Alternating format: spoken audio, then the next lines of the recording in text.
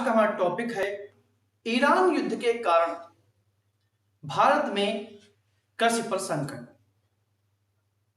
कि ईरान युद्ध के कारण भारत की खेती पर भी अब संकट गहरा रहा है। रसोई ही नहीं, अब खेती पर भी संकट मंडराने लगा है, क्योंकि होर्मुज की नाकाबंदी होने जा रही है, जिससे तेल और गैस की किल्लत के बाद अब खेती में प्रयोग होने वाली खाद की भी किल्लत होने जा रही है। तो तेल और गैस के बाद अब भारत में सल्फर की भी जो किल्लत है वो एक नई मुसीबत बनती जा रही है। होर्मुज संकट से खाद और चिप उत्पादन प्रभावित होने से महंगाई और खाद्य सुरक्षा पर एक खतरा मंडरा रहा है। ईरान युद्ध के बीच होर्मुज जलडमरू मध्य के बढ़ते तनाव ने अब दुनिया के सामने सल्फर की सप्लाई का एक बड़ा संकट खड़ा कर दिया है। सल्फर जो है,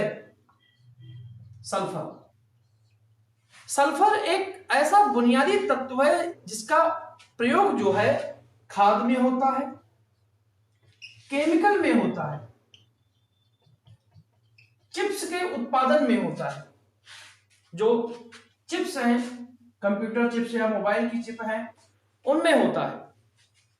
दुनिया का करीब आधा समुद्री सल्फर का व्यापार जो है होर्मुज जलडमरू मध्य के रास्ते से ही होता है। इसलिए यहां मची हलचल ने पूरी दुनिया की उत्पादन लाइनों को खतरे में डाल दिया है।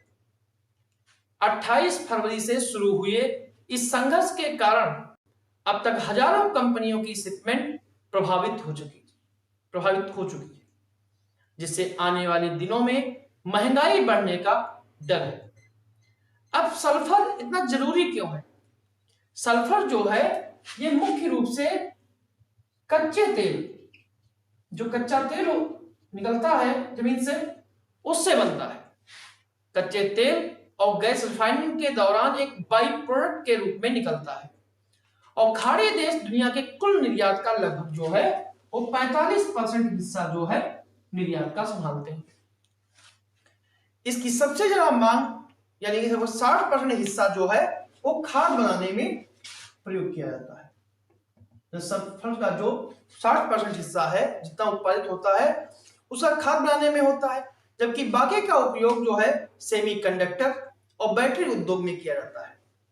अगर इसकी सप्लाई में कमी आती है तो खेती की पैदावार घटने में और मोबाइल, लैपटॉप जैसे इलेक्ट्रॉनिक सामानों की कीमतों में भारी उछाल आने का खतरा पैदा हो जाएगा। यह संकट जो है सीधा हमारी थाली और तकनीक दोनों पर असर डालेगा। भारत की भी इस मामले पर चिंताएं बढ़ती जा रही हैं।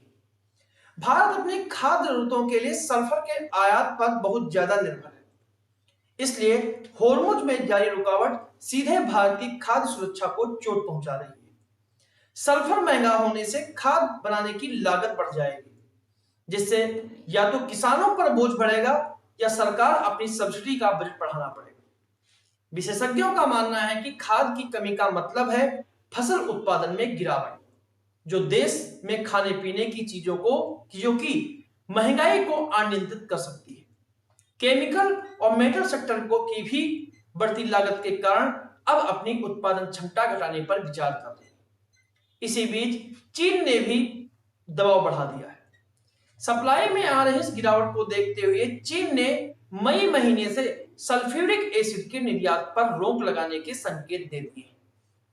चीन यह कदम अपनी खुद की बुआई सीजन की जरूरत को पूरा करने के लिए उठा रहा है, जिससे वैश्विक बाजार में सल्फर की किल्लत और ज्यादा बढ़ जाएगी। इसी बीच भारत सरकार ने किसानों को बचाने के लिए खरीफ सीजन की सब्सिडी में 12% की बढ़ोतरी कर दी है, ताकि उन बढ़ी हुई कीमतों का बोझ किसानों पर ना पड़े।